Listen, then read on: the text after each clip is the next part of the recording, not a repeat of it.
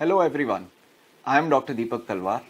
I am Secretary Indian Chest Society and I am a pulmonologist working at Noida Metro Center for Respiratory Diseases. There is an association between API and ICS to provide respiratory updates to physicians, and it has formed a body called EPICS. EPICS webinars are coming your way, and considering the high interest and emphasis on the lung health in the current times, this is going to be a monthly series. Twice a month, it will be coming on 2 Saturdays, and it aims at providing a complete update on advances and diagnosis of management of some of the respiratory diseases which are of importance to our physicians as well as respiratory physicians. This will be based on case-based discussions and what we routinely encounter in our daily practice. So this webinar is going to be a great way to help us enhance our knowledge to treat our patients. And of course, this seminar is aimed at not only physicians but also respiratory physicians, and hence we'll have mix of physicians as well as respiratory physicians discussing it on the table and giving the messages which can be implemented in our daily practice. So do join in for this EPICS webinar, which is going to be on 11th March, 8 p.m. onwards. And the knowledge partner for this is Glenmark. Hello everyone, it's my immense pleasure to welcome you all on this API ICS Respiratory Update online series. API and Indian Chest Society have joined hands to pursue the common goal to update the knowledge of respiratory physicians and practicing physicians in the field of respiratory medicine. There has been a spurt recently in respiratory cases and post-COVID complications, and a need was felt to update the knowledge of practicing physicians at a grassroots level. And I hope this online series of respiratory update will go a long way in achieving this goal. We will organize these programs at a regular basis as a case-based discussion, and will invite distinguished faculties to share their knowledge and skill. I compliment and congratulate Dr. Deepak Talwar, Secretary, Indian Chest Society, Dr. Jyotirmay Paul, Dean, Indian College of Physicians, and Dr. Agam Vora, Secretary, API, for taking this wonderful initiative. I welcome you all again this evening and extend my best wishes for this program. Welcome all the delegates. I am Professor Dr. Jyotirmay Paul, Dean, Indian College of Physicians, that is the academic wing of Association of Physicians of India. I welcome all the physicians and students to this joint symposium of Association of Physicians of India and Indian Chest Society. It is my intention to enable different associations to come together and organize such collaborative endeavors for the advancement of knowledge and mutual exchange of wisdom that will ultimately lead to upliftment of standard of medical care. Hope this joint symposium of Association of Physicians of India and Indian Chest Society will update our members on the recent advances on respiratory medicine. Jai Hind, Bande Mataram, long live API, long live Association of Chest Society. Thank you.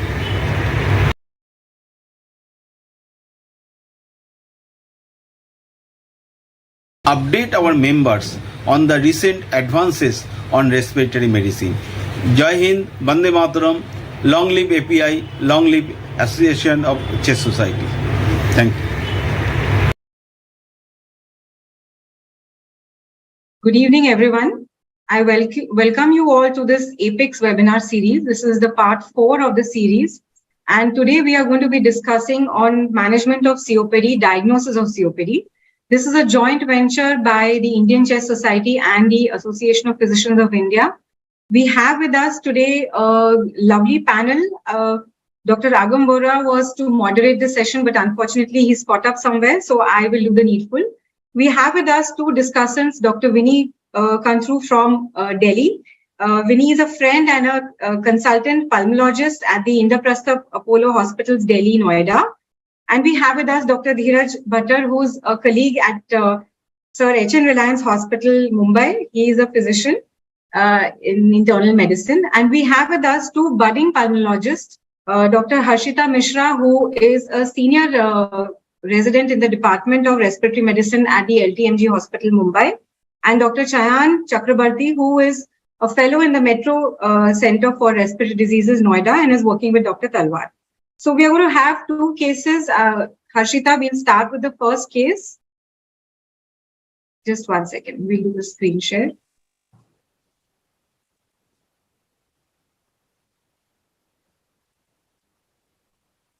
Yes, Harshita, please start. Yes. Good evening, everyone. We'll start with the first case. So we have with us a 40-year-old male.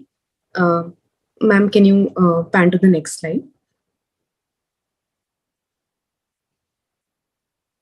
One second. Yeah. We have with us a 40-year-old male who is having symptoms of cough with 5 to 10 ml of... Just 1 second. I think it's gone to the next slide. Yeah. Yes. 40-year-old male who is having a chief complaints of cough with about 5 to 10 ml of mucoid expectoration per day for the past 1.5 years.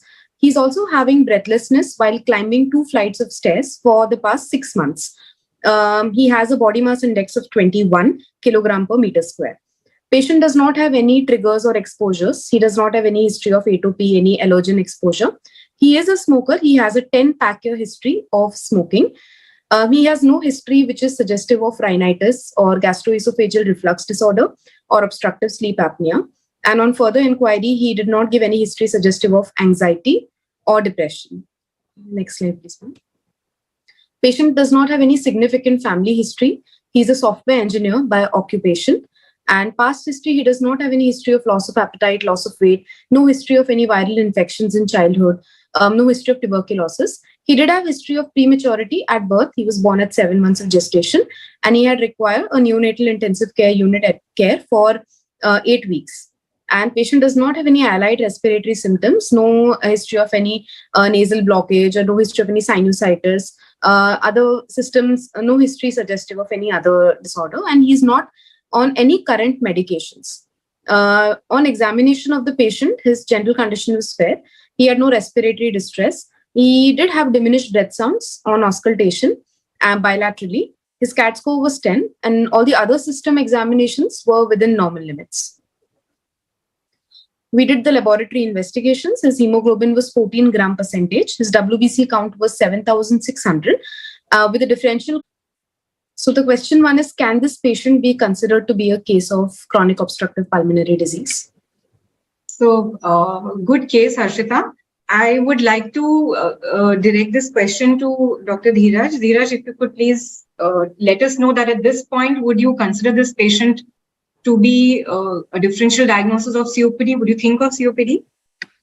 Yes, good evening, everybody. Yes, definitely. If we look at clinical picture, the patient has a very strong history of smoking, and most important, before that, he has symptoms of cough, especially and while climbing stairs, though it's not very significant, but he has breathlessness. Small history of prematurity, but that also can be added. And very important, on the chest X-ray, which we already have, the features are looking like COPD. And definitely, I would consider a differential diagnosis of COPD in this case. Okay, great. So I think primarily cough with mucoid expectoration, small amounts, breathlessness on exertion, the history of smoking, environmental factors, childhood history, all these things are helping us decide about what is a case of, what could be a case of COPD. So as Dr. Dheeraj has already said, that we have all these, this history and these risk factors. Some of the other things that could be risk factors would be, I think, all your occupational exposures also, which sometimes patient can have, though this patient did not have any of this. And in our country especially, I think, Vinny, you would agree, right, that we have a lot of home cooking exposure and biomass fuel exposure. Is that a big cause of probably COPD in our country? Definitely. Good evening to everyone. Very warm welcome. In our country, we used to have biomass fuel exposure a few years back. Once we have got gas connections over everywhere, including our villages, the prevalence of having cooking on wood as a primary form of cooking medium has gone down. But the exposures which have happened in our parents and grandparents, including the children in that age group, have been there. And we know, all of us know, that once there is an exposure in your childhood which has happened, which can be in the form of passive smoking also. Similarly, environmental pollution, which could be the indoor as well as outdoor air pollution, which can happen due to wood smoke, the biomass exposure, is significantly affecting your airways right at the point of development, when your development is happening. So when lung development happens, that is where the triggers for the alterations in the airway hyperreactiveness and the way your airway reacts to your external triggers, as well as to these remodelings which happen in later years, does play a significant part. And we will all agree, the environmental air pollution which is on the rise, and the air quality index which is getting worse in even in cities including Mumbai, it has been on a rise for many years now, and it is going to show the effect in the form of airway diseases. And all of us know lungs are the primary mode of exposure to the external environment, which happens primarily. We gulp in so much amount of air during a day that we are bound to have the after effects. Okay, great, Vinny. Harshita, please continue. Yes. The second question is that what is the current definition of chronic obstructive pulmonary disease? Dheeraj, if you would like to please tell us, how would you explain this to your younger colleagues and your students? So basically, COPD, you have to understand there is some abnormality in the alveoli, your bronchi or bronchioles, and that's why there is a persistent some damage occurring to the system, and it is leading to inflammation. And that's why we will see most important are the three symptoms when the patient comes to you. They will be having breathlessness, maybe mild category in the beginning and then gradually progressing, because most of these conditions, most of these patients are having gradual progression. So dyspnea, cough, and sputum production. These are the three things. Typically with the change of weather or infections, they will be having exacerbation. Once you get this subset of people, and then you can go into the history which Dr. Vinny has highlighted, especially of smoking and ambient pollution. And pathological definition is only which you can find out from CTs and other things. So basically, you should have everything: cough, dyspnea, exacerbation, and basically you see gradually over the years the patient having progression in the symptoms. Correct. So I think the one differentiating thing is that the patient has persistent and often progressive airflow obstruction.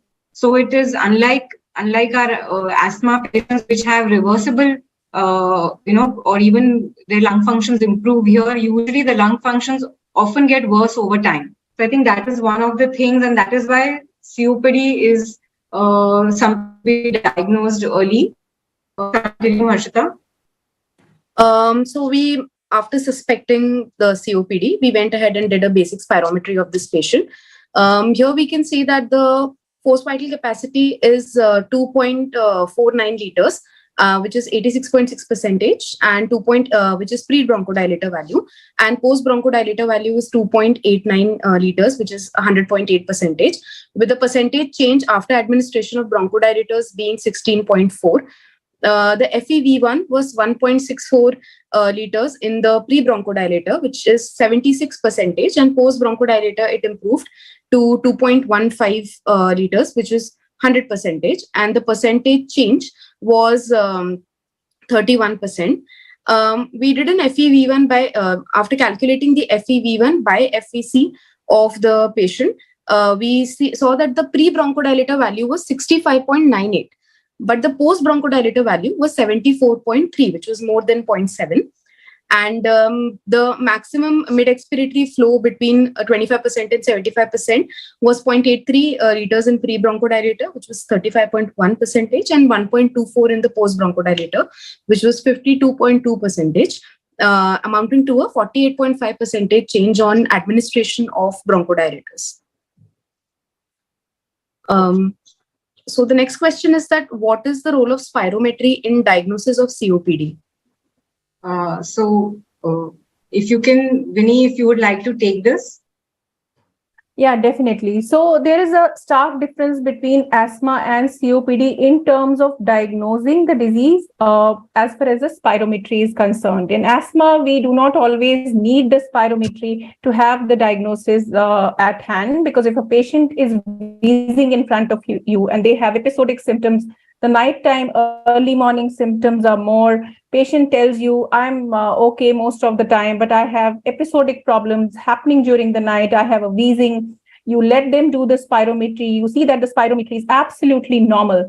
But the spirometry is not the primary mode of diagnosing your asthma disease. In case of COPD, the use of spirometry is mandatory in terms of diagnosing the disease, because despite of having so many of symptoms, which includes dyspnea, sputum production, and cough primarily, the patients can have other forms of differential diagnosis. However, it is your spirometry, the ratio, which is absolutely important to diagnose your COPD. If your ratio, which is the FEV1 and FVC ratio, which is the post-bronchodilator value, if it is less than 0.7, then we consider the diagnosis of COPD in a patient having all of the symptoms which we just spoke about.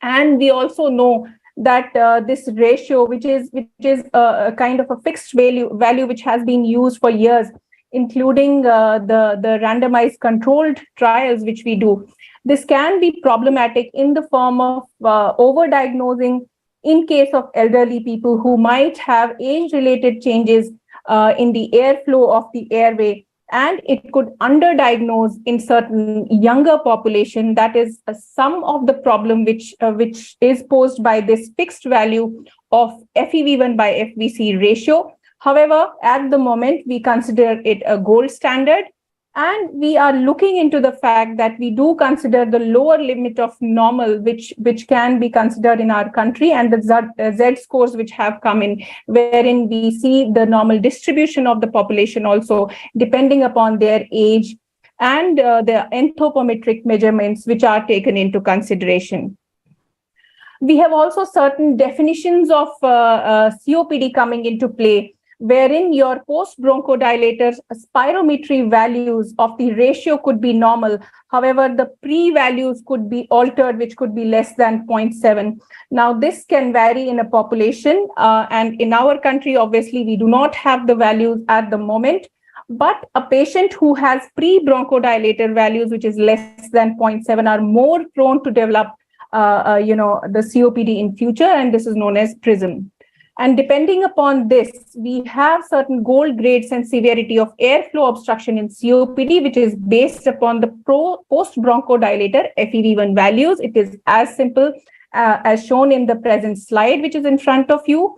If the value is more than equal to 80% predicted, then it is considered mild, of course, with a ratio which is already there, which is less than 0.7. It is the gold grade 1. If it is moderate, it is between 50 to 80%. If it is less than, if it is between 30 to 50, it is known as severe. And this is the gold grade 3.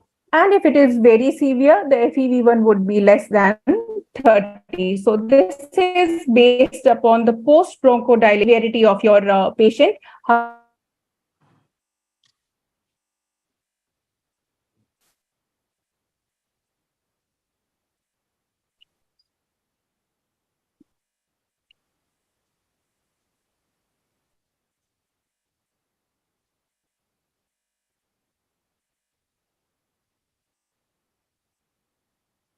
Harshita, are you there? Yes, ma'am. Yeah, I think. The next question is that can COPD patients have a normal spirometry? Vinny, are you there? Yeah, I'm there. Am I audible? Sorry. Yeah, you're audible. So, as we spoke about the term prism, which means that it describes individuals who have preserved ratio, but who have an impaired spirometry, which means that the ratio, which is the post bronchodilator value, once you give your patient the bronchodilator, the value or the ratio of FEV1 by FVC is actually more than 0.7, but their spirometry, which is the FEV1 value, is impaired. Now, these are some of the patients which need to be followed up meticulously, because these are the ones who can develop COPD in future. Now, this was got into the picture when we got gold updates in 2022, and this has been continued into 2023, because we saw these kind of patients having significant symptoms which led to impairment in their daily routine. That is why we included these kind of definitions, which included pre-COPD, PRISM, and early COPD kind of definition, which was given to these kind of patients. So prevalence of PRISM in a population-based studies ranges from 7.1 to 20%, depending upon the region which you are considering in your studies. And it is high in current and former smokers, and they need to be followed up with follow-up spirometries as well as their symptom scoring. In patients from the spiromix cohort who had pre-bronchodilator ratio less than 0.7, that increased to more than 0.7 in the post-bronchodilator study, there was a 6.2 times higher hazard of developing COPD in future compared to a reference group without the obstruction. So why these definitions have been got into the picture is because of the simple reason that we want to catch our patients early. If you catch your patients early, they wouldn't be going into the remodeling kind of picture or severe obstructions when your patient lands up to your OPD with a severe obstruction, not able to breathe, in exacerbation, in hypotension, in desaturation, wherein you might not be able to help the patient, and also their extra pulmonary symptomatology has also increased. So that is why these kind of definitions have been got into the picture. Correct. So because Gold had said very specifically that you can diagnose COPD only if the FEV1 FVC ratio is 0.7 after bronchodilator, and there were a lot of patients who would fit into the clinical spectrum but not fit into the spirometry spectrum. That's why now this definition is there for those borderline spirometry cases, so that we don't miss them out and we still have the option to keep them under close follow-up to avoid them, getting into severe problems later on. So I'll just add one thing into that. Yes, I agree with the group, and my student is doing the thesis on this pre-COPD, which we call it. Basically, yes. I feel this thing I want to highlight first is that COPD is the third leading cause of death in the world. People are so much worried and aware and doing things when they come to know that they are pre-diabetic, pre-hypertensive, but that much amount of seriousness is not there for this. Specifically, Dr. Pratibha Singhal pointed out that it is a persistent, and most of the cases it will be progressive. So we have to catch them in the early stages, make them aware. If they are smokers, we have to tell them to stop it. And if they're exposed to something, they can be encouraged to be away from that environment. Unlike the asthmatic, they may stop, they may take their treatment irregularly. Nothing is going to happen in the long term. But for these patients, it's more or less irreversible if they are landed up into severe problems. Correct. I think as physicians, we ourselves also should pick up these cases early. Sometimes when they come, you go and take their history. They've had recurrent episodes of intermittent problems, and then that has got missed. So I think that is why it is important that we have these kind of webinars to increase, understanding of these diseases. Great point, Dheeraj. So moving ahead, Harshita, please. The next question is, should any additional test be sought in order to confirm the diagnosis of COPD with greater confidence? And if yes, then what are the tests? Anything you would want to add, Dheeraj, in this? Basically, if we are thinking of COPD and the PFT is not matching, like Dr. Vinny had pointed out, in the younger individuals, we may miss it. So low dose HRCT, especially if it's a patient is a smoker, We would like to see any airflow, especially in the upper areas, whether there is emphysematous changes. And because being young, they are able to perform the spirometry properly, and we are not able to pick them earlier. Or maybe there is emphysematous changes which can be picked up on the HRCT structurally. These things can be picked up. And of course, you can go for a complete PFT where we see for the carbon monoxide diffusion. And if DLCO is really less than 80%, that's again becomes a warning sign. And this is also under the category of COPD, though classically by PFT only when we diagnose. So maybe we will suggest in specific categories HRCT, especially if the patient is a smoker like our patient. And if the patient has no cost issues, we would like to go for complete PFT, where we were measuring the carbon monoxide diffusion studies also. And of course, if you see a patient having limitation in his activities and all, also we will consider these tests.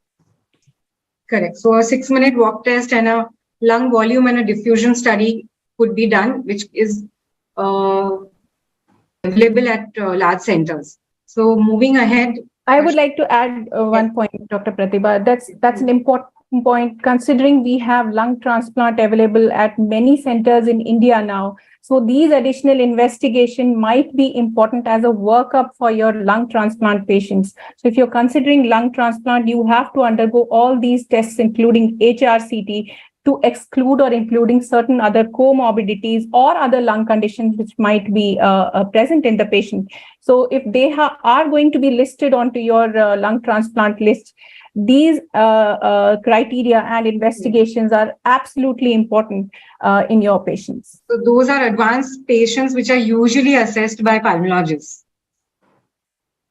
Yeah, correct. But as a routine screening for physicians, we would not recommend to do all these tests unless there is a diagnostic dilemma. I think your history and your spirometry would clinch the diagnosis. Unless you're not getting it on the spirometry or you're not certain about the diagnosis, then you could definitely go ahead and do these investigations. Okay. Harshita, please. What is the next question that I would like to ask is, do biomarkers have a role in the diagnosis and management of COPD at present? Okay, so this is interesting because I think for all pulmonary diseases, slowly we are going into phenotyping the kind of disease to decide about treatment. Treatment of COPD we will be discussing in the next session. But this is a very interesting question. Dr. Vinny, would you like to shed some light on this? So if you're considering biomarkers per se in case of COPD patients and you're in a center which doesn't have eosinophil count, and especially the sputum eosinophils count available, then I would consider that these additional tests may not be important at all times. If your patient is getting clinically better with your treatment, then you should be continuing with that treatment at that point in time. However, if your patient is not getting better and there are certain comorbidities which have already been ruled out, and you want to additionally do some tests so that you check whether any additional treatment, which could be inhaled corticosteroid, which can be important in your patient, then you need to undergo these eosinophil counts, which are important to see the bronchial reversibility or the hyperreactivity, or the increased exacerbation rate, which comes in with higher value of more than 300 in these patients. So adding on an inhaled corticosteroids in these kind of patients can reduce their exacerbations in a year, which is absolutely important. And the other thing which I would like to add is, if your patient has landed up in an exacerbation, which you are very, very confused about whether you should be using the antibiotics. Sometimes it is the color of the sputum, the amount of the sputum, the purulence which can be seen in the sputum. However, always we do not have these parameters available at hand due to many number of reasons. If your patient is very, very sick, you could be ordering for a procalcitonin, which does help you in terms of decision making for your antibiotic use, especially in this era of antimicrobial drug resistance. So these are my 2 points. And if somebody wants to add anything. So that is, yeah. So I think specifically for COPD biomarkers, the blood eosinophil count, sputum eosinophil count, we don't normally have easily available. Blood eosinophil is a good surrogate marker if we have patients who have exacerbating often or who are not improving on our conventional line of therapy. And this is something that we will discuss in great detail in the next webinar. And of course, this patient, I think, is a 40-year-old patient, right, Harshita?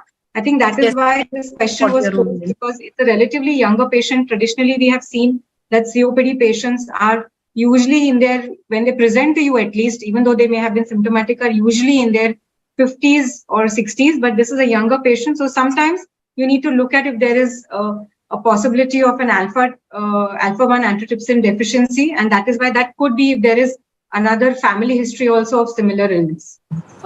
Moving on, Harshita, please. In our patient, we saw in the spirometry that he has significant post-bronchodilator responsiveness.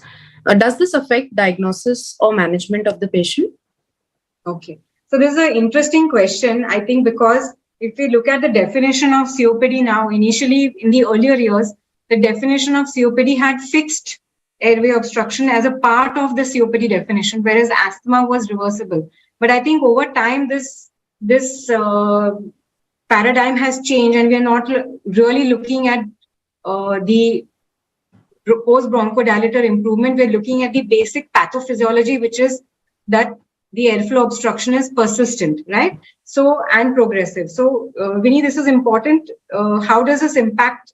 Does this have any clinical impact? When you look at that PFT, you look at the bronchodilator, post-bronchodilator, there's significant improvement. Would you think that you need to also address anything else?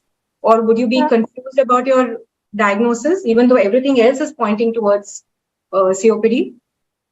So definitely this is really, really important. We, as you rightly said, Dr. Pratibha, we are moving into a situation where we are considering an overlap between asthma and COPD, which is now called the COPD-A. There are various definitions which are given in COPD Gold Report 22 and 23. The detailed report is available very freely on the net. Everybody can go through that. So there can be an overlap between the two. The major decision making comes in the fact that whether inhaled corticosteroid is going to be helping your patient. If your patient is landing up in frequent exacerbations, they have minimum of 1 or 2 emergency unit visits, or they have exacerbations, they are coming to you again and again, then this post-bronchodilator response to the bronchodilator, which is significant in terms of more than 10% of change, is very, very helpful in deciding whether your patient will be helped by the inhaled corticosteroids. So we have seen patients early on having a less persistent or a fixed kind of airway obstruction, wherein the inhaled corticosteroid is helpful in additional bronchodilation. So these are not your advanced patients who have already got fixed or remodeled airway, but addition of an inhaled corticosteroids leads to a decrease in the number of symptomatology and the symptom scores. Their life changes altogether. We will be discussing the detail in the next webinar, but I was wanting to ask you that does reversibility rule out a COPD diagnosis? No, right? That's what our answer is. It does not rule out a COPD diagnosis. It is, contrary to what used to be thought earlier, that if there is a lot of reversibility, you would then think of an alternate diagnosis. But that is not true anymore if everything else is fitting into the spectrum of COPD, right? Yes, for the diagnosis part. Okay, great. So, coming back to you again, is the grade of the severity of the COPD dependent only on the spirometry, or there are other algorithms for, grade this patient based on this algorithm? Right. So we spoke about it. There is a grading which is based upon the spirometry FEV1 values. However, there are certain other considerations which we need to keep in mind, which includes the dyspnea scoring as well as your CAT scoring, which is your symptoms, the number of symptoms which you have in your daily routine, which is very, very important, because having a parameter in the form of physiological impairment, which is there, which means that your airflow is getting obstructed, is not the only abnormality which you have in COPD. This leads to a large amount of problems in patients. The number of symptoms could be disproportionate in the amount of FEV1 decrease which is present in your patients. So the assessment of symptoms and exacerbations is absolutely important, because we have now triple inhalers available, which then decides whether your patient needs an additional treatment in addition to the double bronchodilator which you might have been using. So grading depends not only on the assessment of symptoms, which is the CAT scoring, wherein you ask your patients, do you have presence of cough, which varies between a grade of 0 to 5. Similarly, there are certain nighttime symptoms, the daily routine which is affected. We have a list of CAT scoring, and if it is less than 10, then we consider these patients as category A. And if it is more than 10, we can consider these patients as category B. And if these patients have more than 2 moderate exacerbations or 1 leading to the hospitalization, we consider them as category E.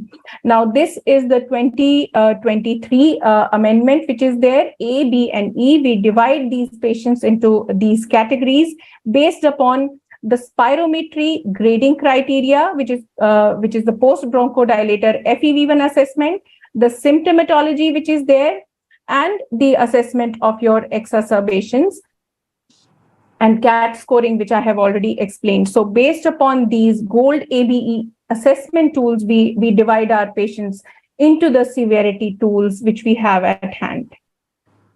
Correct. So I think this is an important thing which is there, is that as we say that we want to phenotype our patients, so we have different phenotypes even in COPD. One is the ones that have more symptomatic, whereas there are ones which have more exacerbations. And that could be independent upon the severity of your PFT, right? And what is deciding our morbidity and mortality is the number of exacerbations. And that is why, irrespective of your PFT, it is this which is very important to decide, put these patients into these 3 categories, which will then eventually define how you manage this patient, which we will discuss.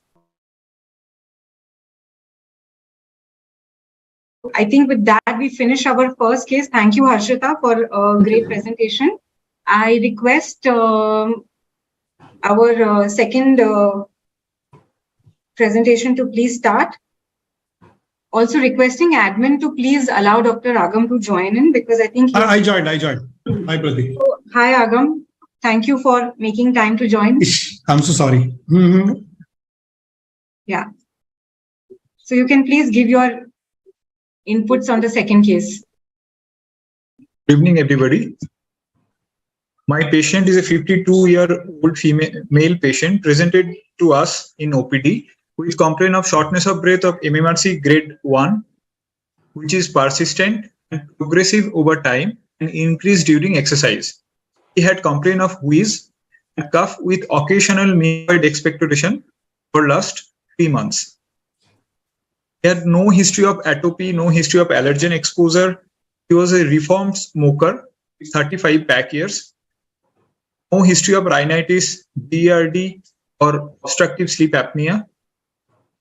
On further inquiry, patient had no complaint of anxiety or depression. Among the family history, his father is a smoker and he had history of allergy. Patient had a history of shortness of breath, cough 6 months back, for which he was treated with azithromycin and nebulization. And one second episode happened 3 months back, for which he was being treated with oral steroid and antibiotics.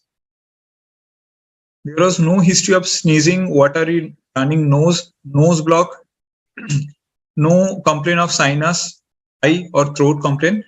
Patient is currently taking ICS plus LAVA on SOS basis. And with that, patient has partial relief. On examination, patient has no respiratory distress and systemic examination was normal. This is the X-ray, chest X-ray of that patient. Yeah. So anything you want to describe on the X-ray? What is the X-ray showing? X-ray showing no gross abnormality. Correct. Maybe some increased bronchovascular markings. This patient at least doesn't seem to have too much hyperinflation. So as you have rightly said, that X-ray may be non-diagnostic in some patients also, which is correct. Okay, please move ahead. We did But if I sputum may count. add, Yes, probably there may be some kyphoscoliosis. Would you get that X-ray again? Or maybe it's not not well positioned, rotated X-ray. maybe slightly rotated X-ray. Yeah. Okay. We did sputum examination for that patient. AB smear and CBNAT was negative. Lab parameter complete hemogram was normal, and AT score was 16. Okay. This was the lung function of that patient, showing FEV1 by FBC of 68.5, FEV1 of 2.03, 59%, FBC of 94%. In lung volumes, TLC 98%, TLC RV was 55%, RV by TLC was 74%. Fusion showed DLC of 67%. Okay. So what is the interpretation of this, Chayan? FEV1 ABC is decreased, so and ABC is normal. FEV1 is decreased, so we'll think of obstructive lung disease here.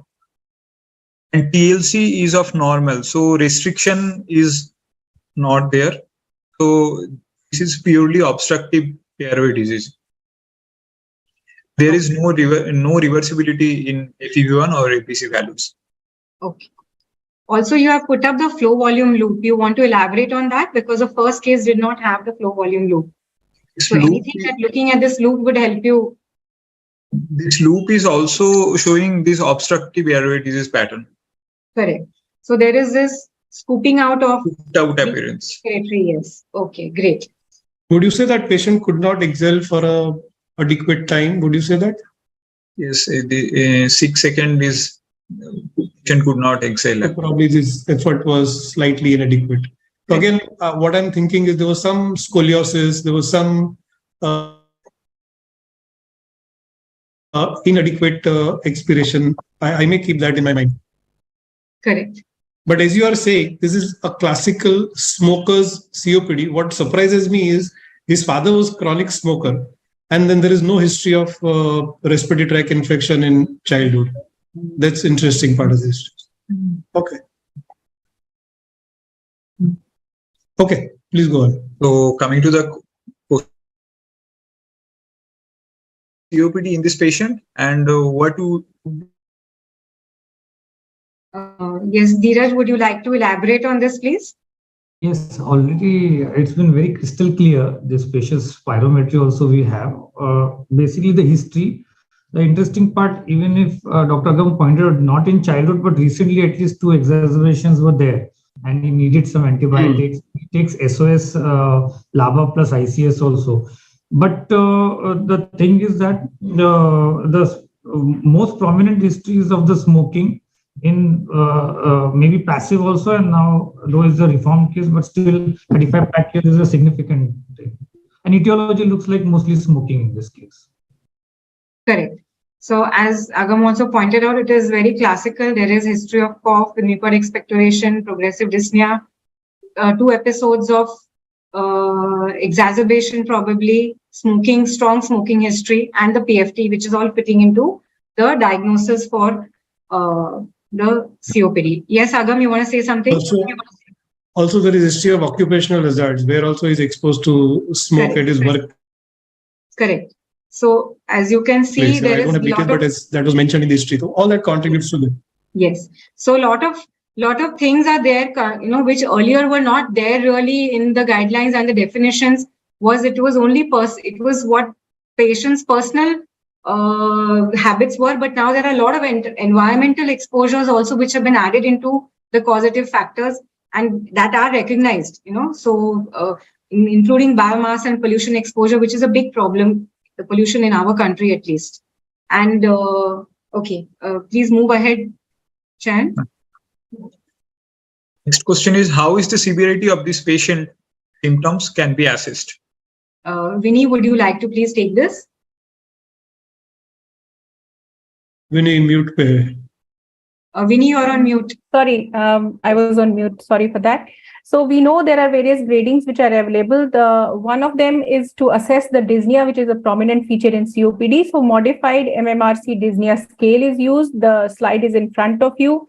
If a particular person gets breathless only with strenuous activity, then we grade it as 0. MMRC grade 1 is when somebody is short of breath when they are hurrying on the level or walking up a slight hill. The grade 2 is when somebody is walking slower than the people of same age on level because of breathlessness, or they have to stop for breath when walking on their own pace on the level ground. Grade 3 would be stopping for breath after walking even for 100 meters or a few minutes on the level ground. And grade 4 would be the one when I would be extremely breathless even to leave the house or when I'm dressing or undressing. This is one way to grade your dyspnea scales. And as we spoke previously, at that point in time, we didn't speak about the various symptoms which are taken into consideration when we do the CAT assessment. Next slide, please. So in CAT assessment, we have certain symptomatology or this kind of form which can be easily given to your patients in your OP, wherein you ask them to grade their symptoms based on these numbering, which could have a scale varying from 0 to 5.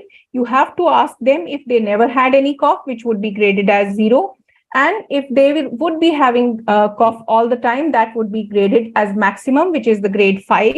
Similarly, having no phlegm at all, or my chest is completely full of phlegm, which is the next important symptom which is considered in patients of chronic bronchitis, which is one of the forms of COPD.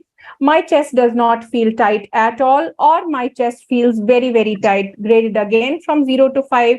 On this scale, you have to mark them the particular scale which they feel about themselves. When I walk up a hill or one flight of stairs, I am not breathless.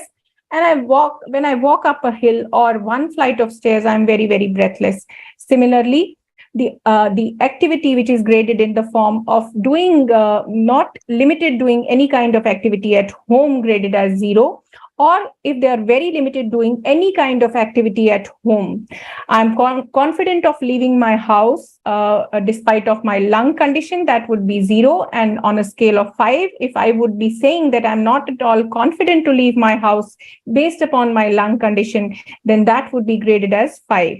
Sleep is an essential part of human cycle, and if the sleep is getting affected due to any kind of respiratory ailment, we consider it as significant. Definitely, if somebody's sleep is not getting affected by the symptoms, we would grade it as 0 in terms of CAT scoring.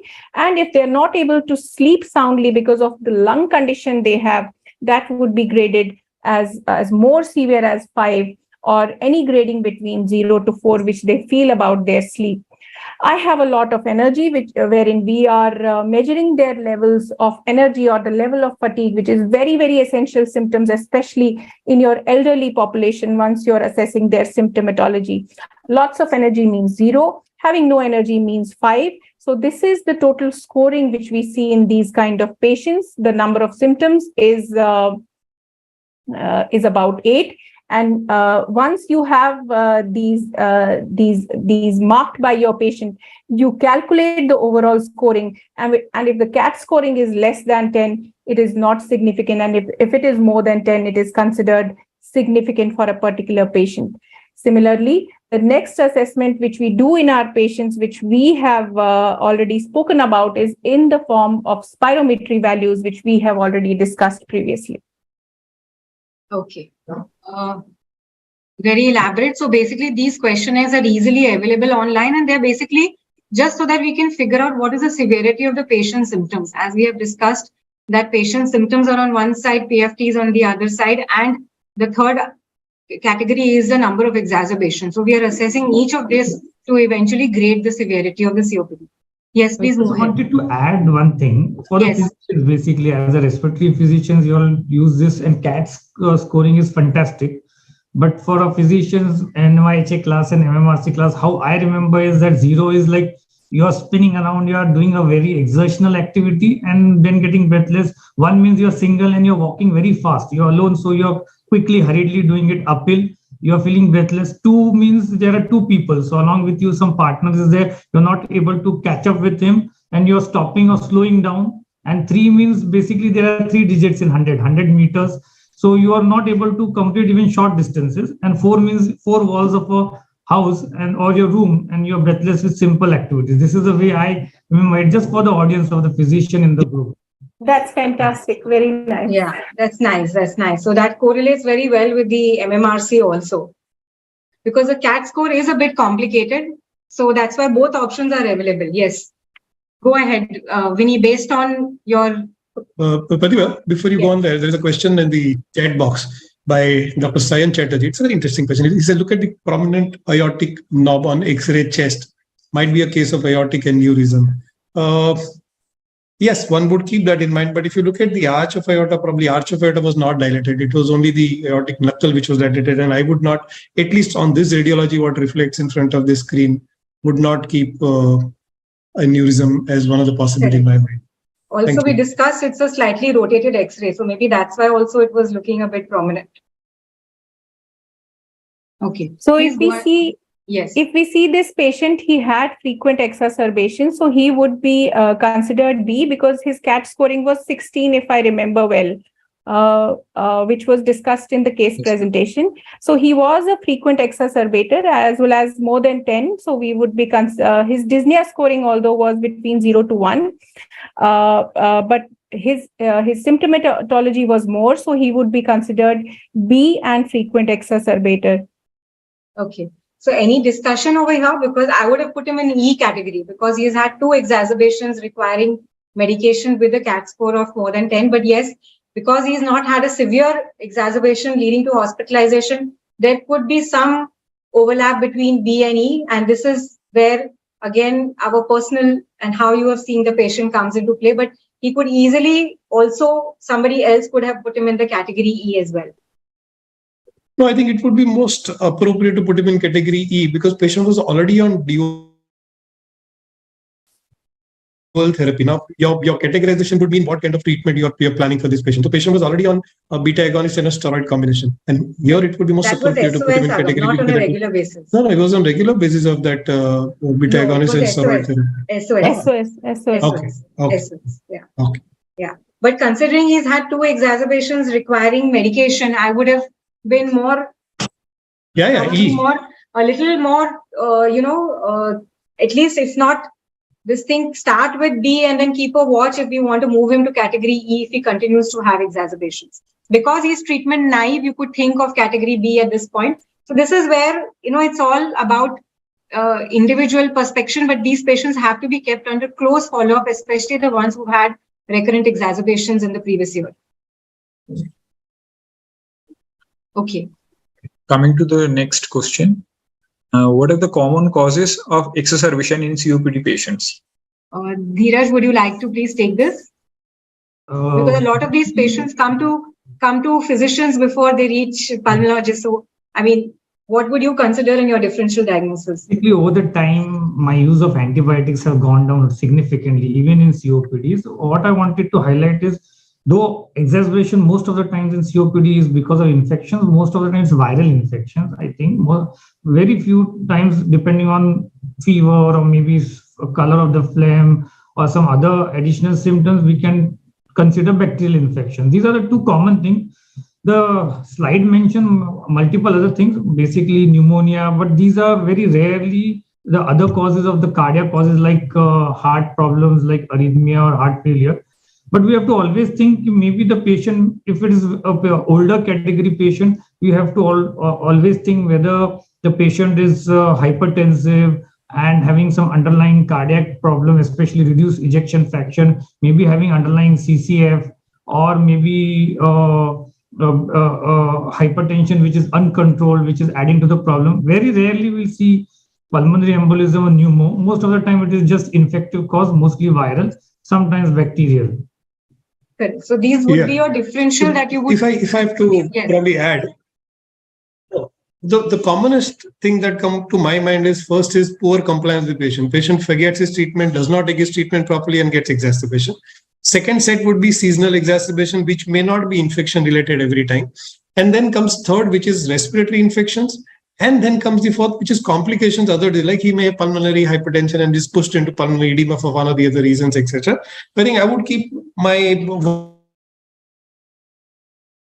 working in this 4 headings. So it would be 1, and the commonest would be compliance. 2nd would be seasonal pollution related. 3rd would be infection, lung related, and 4th would be any other system comorbidity, which is probably leading to this exacerbation. Thank you. Yeah, I think we forget environmental causes in this again, because you have patients who are doing well, who are COPD doing well.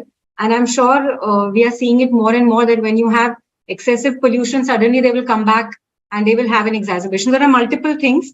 But of course, a lot of these patients are smokers. So you have to also see that if you've ruled out the usual causes of poor adherence to inhalers, infection, especially viral infection, environmental causes, change in environment, then you have to look at other causes because these patients are usually smokers and could have coexistent cardiac disease, which sometimes we miss. So these could just be differential diagnoses that you would consider if you are not getting to a diagnosis of an exacerbation. Yes, please go ahead. To the next question. As spirometry is essential to diagnose the COPD, any specific to be considered prior to asking for it? Yes, Winnie, would you please like to take this?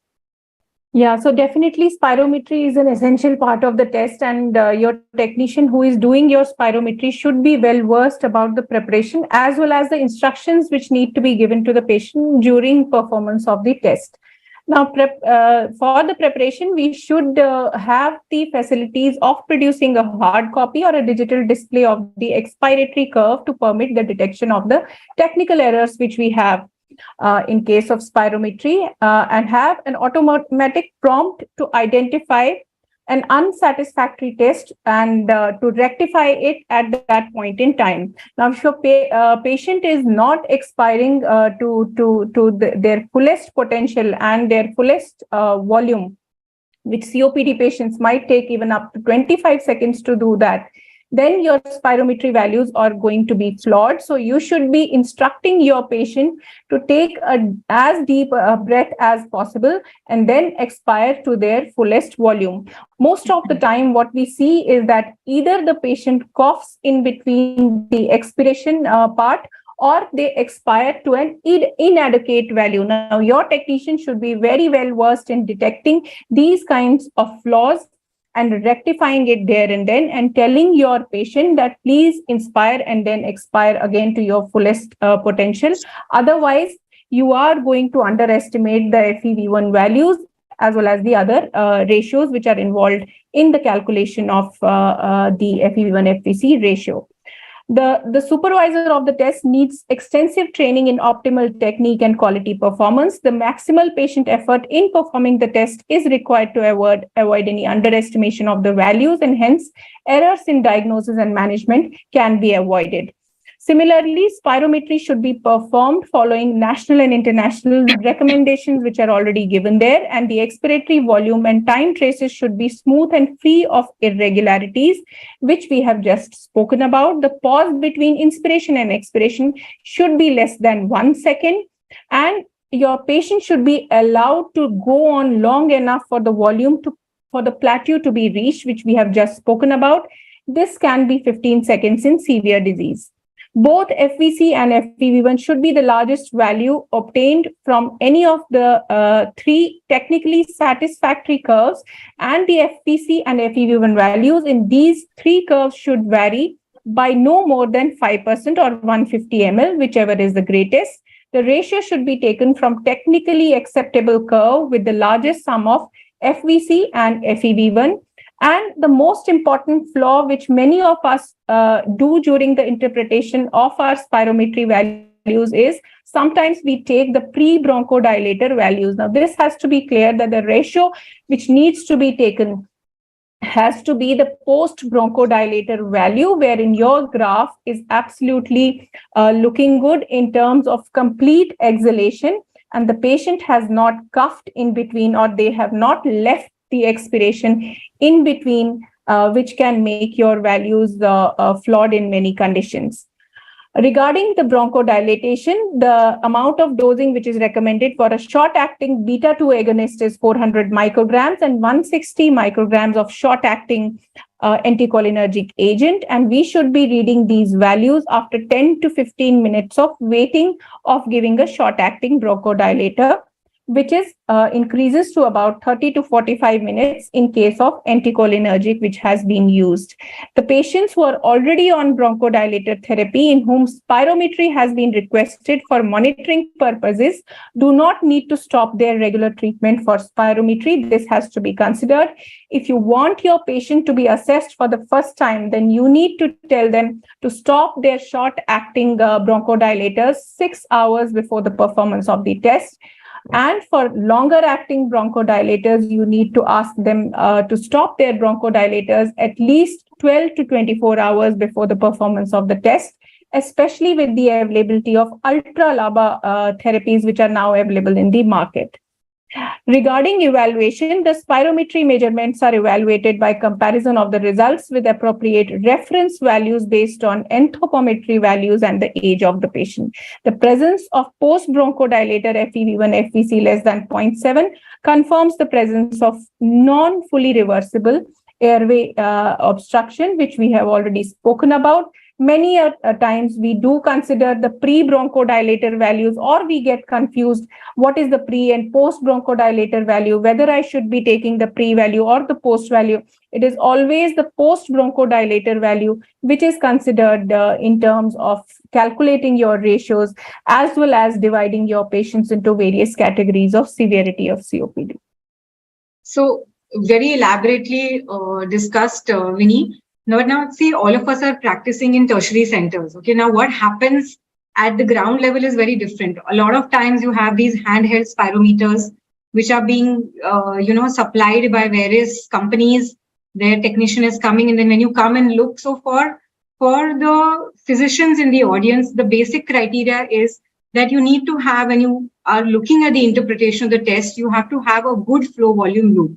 If you have a poor flow volume loop, please do not take that test into consideration to assess your diagnosis. Okay.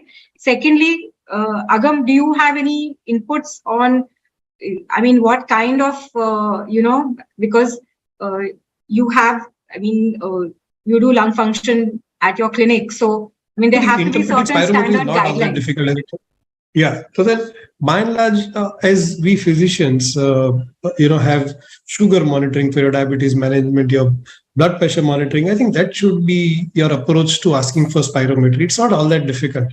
If done properly, though what Dr. Vinny has said, it may sound confusing, but it's very simple. The preparations, the technicians, they do this job.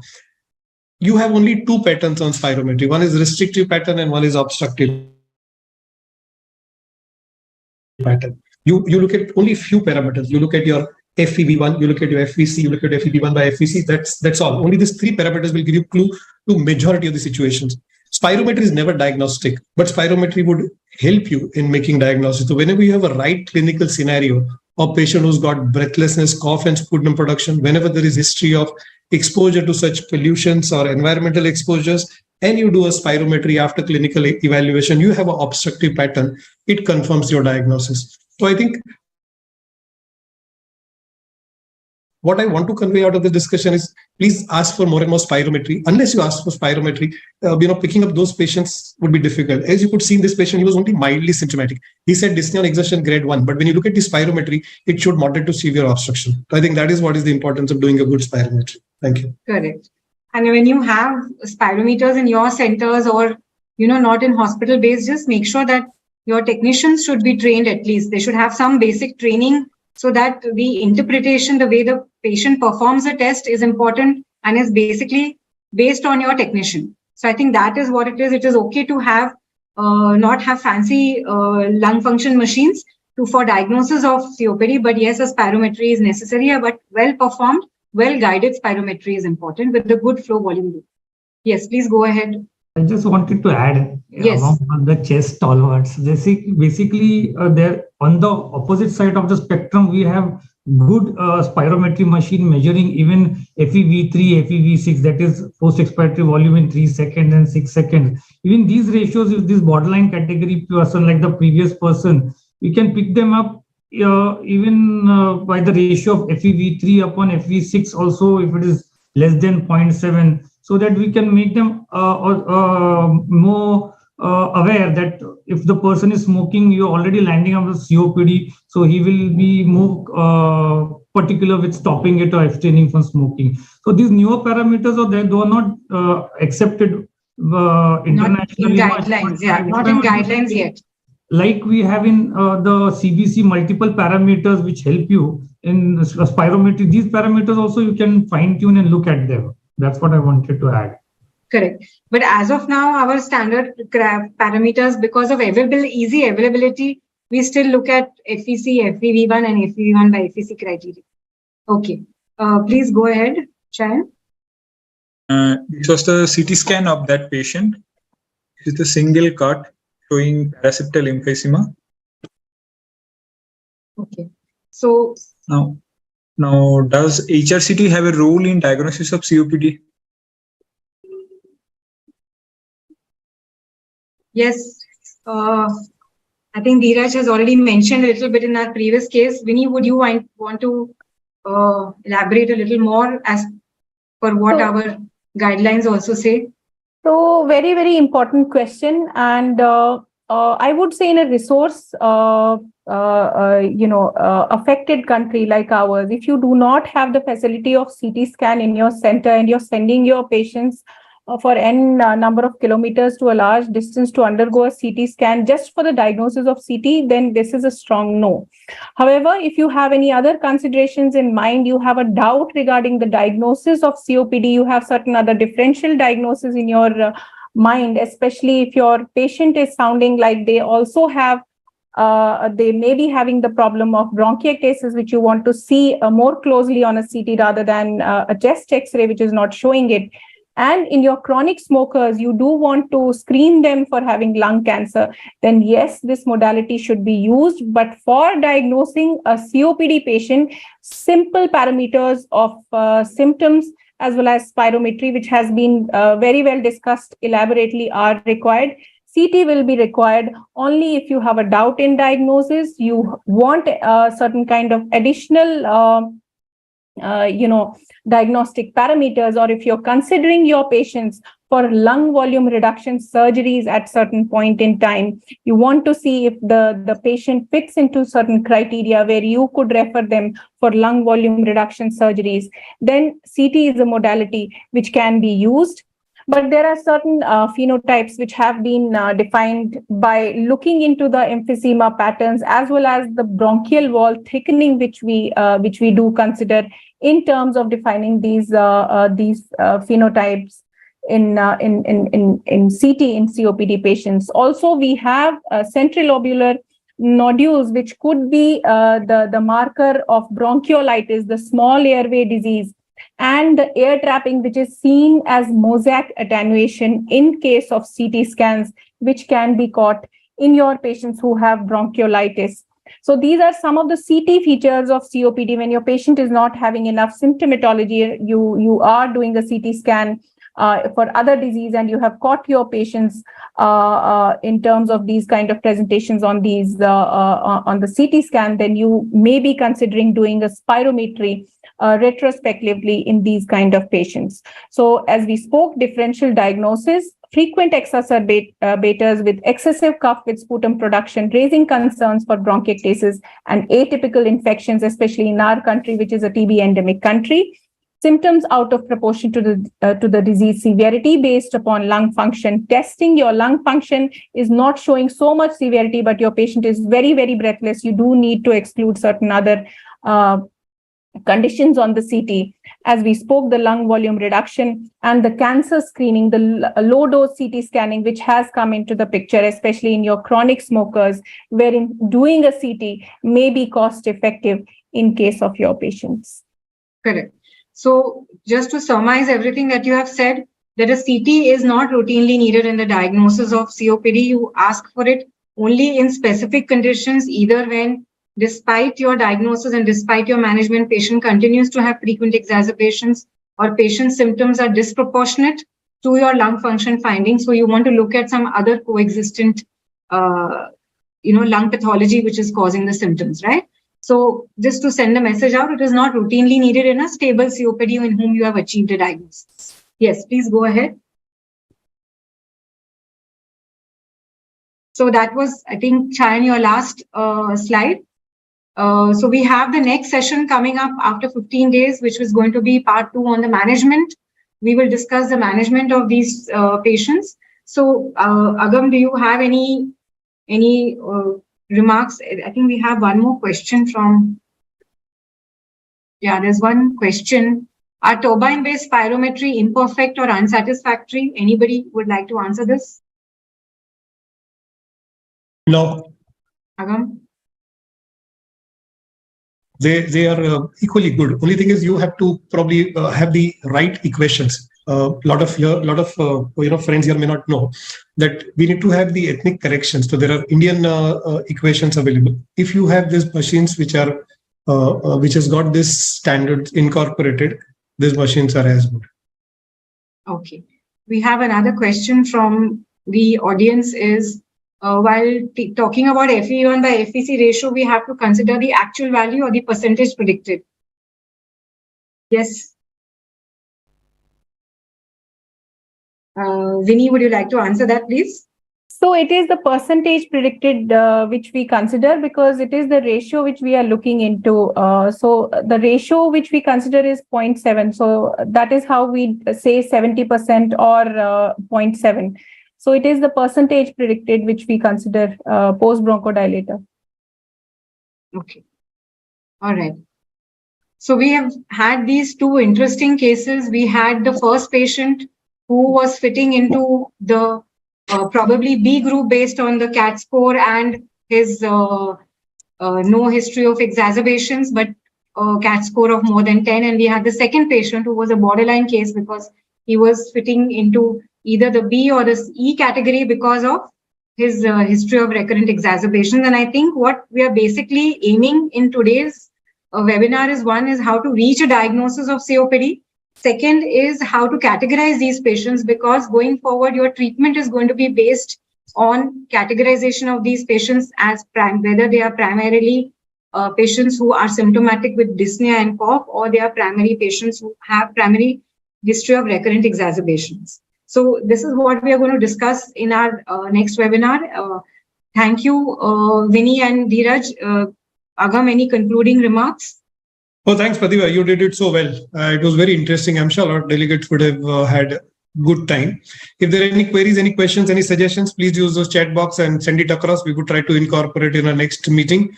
I must thank ICS for taking this initiative. I must thank Pratibha, Vinny, Chayan, Dheeraj, and everybody who presented. Sorry, Harshita. I couldn't join in the earlier part, but I'm sure I missed a lot of discussion. Next time we would make it up. I must thank Glenmark for providing us this platform and making us reach out to everybody. Thanks. See you soon. All right. Thank you, everybody. Bye. Good night. Thank you, everybody. Good night.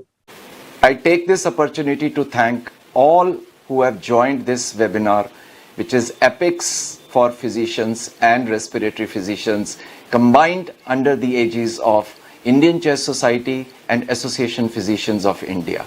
I hope you liked it.